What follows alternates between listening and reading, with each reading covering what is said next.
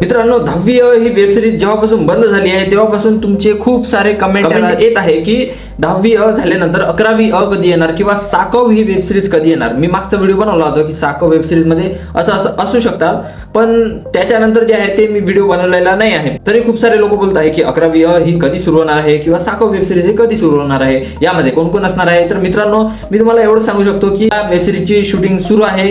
त्यांना जो सेट तयार करायचा आहे ते सेट पण त्यांनी तयार केलेला आहे. फक्त त्यांची शूटिंग जी आहे ती कंप्लीट व्हायची आहे.